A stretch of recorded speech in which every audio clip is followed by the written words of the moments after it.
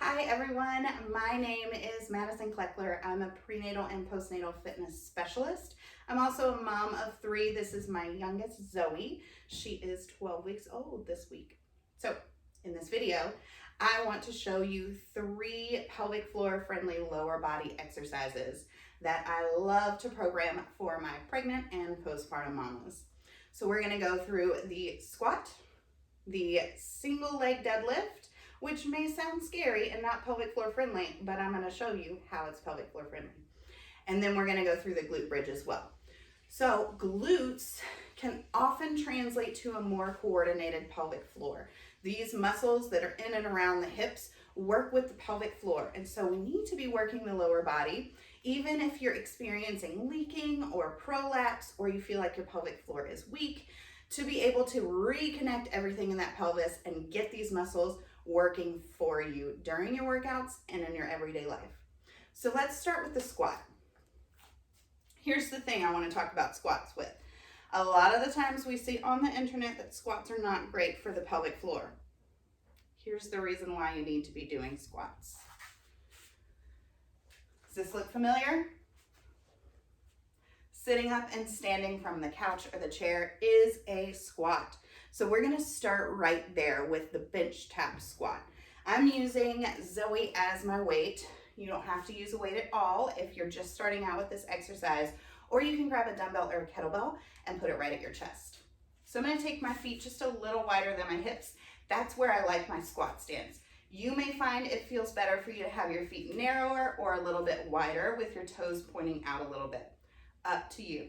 With the bench tap squat, I want you to start by taking an inhale on the way down and an exhale on the way up. Now, does it have to be this way every time? Absolutely not. But this is a great way to manage symptoms if you're finding you're symptomatic during the squat. So here we go. You ready? All right, feet about hip width apart. You're gonna sit back and down, tap the bench, exhale and stand tall with those ribs right over the hips. Slight squeeze in the glutes. Don't want to squeeze them too much or push those hips forward. Just feeling those muscles connect and engage is helpful. Now, if you're doing the inhale, exhale method, you're going to want to feel the pelvic floor gently relax on the way down and gently squeeze and contract on the way up. That's a great way to manage symptoms if you're experiencing any. That is the squat to bench, one of my favorite exercises that is in my 3rd trimester program and also my 4th trimester program. So let's talk about single leg deadlifts, which may sound scary, but we're going to do them with a kickstand stance, and we're going to do them with a single arm as well. This is something that you can utilize if you're picking up toys, if you're picking up the car seat, if you've got a baby in your hands and you're also multitasking. Great way to get a little more support from that split stance. So I'm going to start with my front foot, ankle bone right in line with the kettlebell. You can use a dumbbell. You can raise up the weight a little bit if it feels best to you. You're going to take that back foot and tap it slightly on the ground. So most of your weight is here on this front foot. Now with my clients, I like to use the cue of we're going to pretend that there's a laser pointer attached to our pubic bone. When we start this exercise, the laser is pointing towards your feet. When we end in that bottom range of motion, that laser pointer is pointing toward the wall behind me. So I'm going to hinge at my hips, slight bend in that front knee, exhale to lift that weight up. Now, do you have to do the inhale down, exhale up? It is up to you and what you're feeling. What you can also do is an exhale throughout that entire movement. So start your exhale at the top,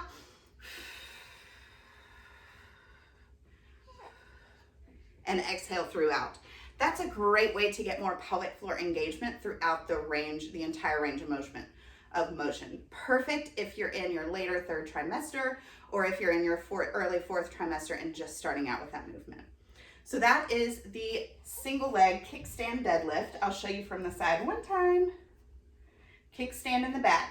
You can take that foot closer or farther back depending on how you feel. Hinge at the hips and lift. Slight squeeze of the glutes, again ending with the ribs over the hips. All right, so here we are to glute bridges. Personally, I love an incline glute bridge. If you're experiencing any pelvic pressure, this is a great way to get that pressure off of your pelvic floor. So I've got this bench here, and you could definitely use that bench if you want to place your feet lower to the ground, but I'm going to use this one up here, this higher one. Again, up to you and what you've got at home or how you're feeling. I'm going to put my heels up on this bench right here with my knees right over my hips. So I'm going to press my weight into my heels here. If you've got your bench, or if you're using a couch and it is up against a steady surface, you can also place your feet against the side of the bench or the couch or the chair, whatever it may be. That may give you a little bit more support if you're feeling too much work in the hamstrings or in the pelvic floor. So just like a glute bridge, I am going to press into my heels here. You ready, boo? You ready? And then lift my hips up to the ceiling.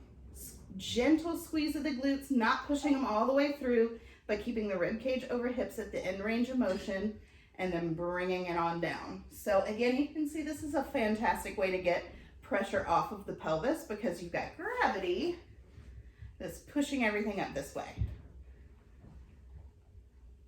So that was one more time with that glute bridge. Again, you can place your feet against that surface if you need to, if you need a little bit more support. So what happens if you're not super comfortable with a baby weight? If you don't feel like it's a good fit for you right now, you can add a mini band right above the ankles. So this is a great way to add some resistance to this exercise. If you're finding you're getting a little bit tired of the unweighted version and you're not quite ready to add weight to it yet.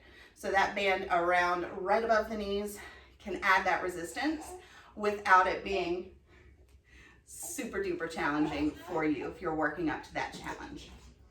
All right, so those are 3 pelvic floor friendly lower body exercises.